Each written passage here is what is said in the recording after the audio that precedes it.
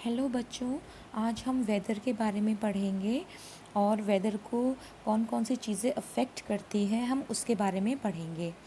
ये जो वेदर है वो एक एटमॉस्फेरिक कंडीशन है, ठीक है, एक पर्टिकुलर प्लेस की, जहाँ जो कि आपके बहुत सारे फैक्टर्स से या आप बोल सकते हैं कंपोनेंट से मिलके बनती है। जैसे आपका एक पर्टिकुलर प्लेस का ह्यूमिडिटी क्या है, उसका टेम्परेचर क्या है, उसका विंड स्पीड क्या है या उसका रेनफॉल क्या है।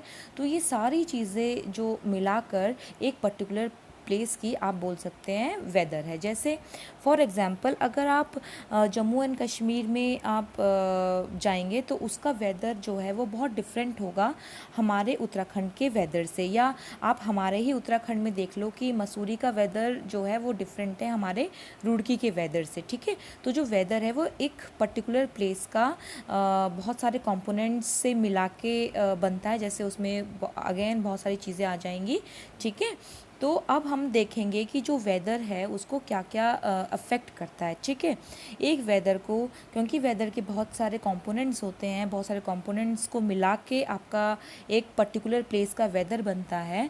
तो उस कंपोनेंट वही जो कंपोनेंट्स वेदर को बनाते हैं वही जो है वही फैक्टर्स जो हैं वो अफ़ेक्ट करते हैं वेदर को, ठीक है। जैसे टेम्परेचर हो गया, आपका ह्यूमिडिटी हो गया, विंड स्पीड या एटमॉस्फेरिक प्रेशर जिससे आप बोल सकते हैं, और कितना क्लाउडीनेस है एक एरिया में, उसका प्रेसिपिटेशन क्या है।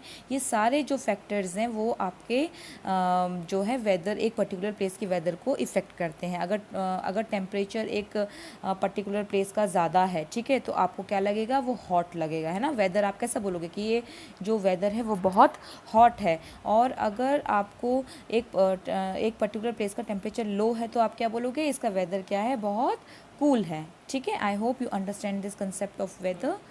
Okay kids, take care.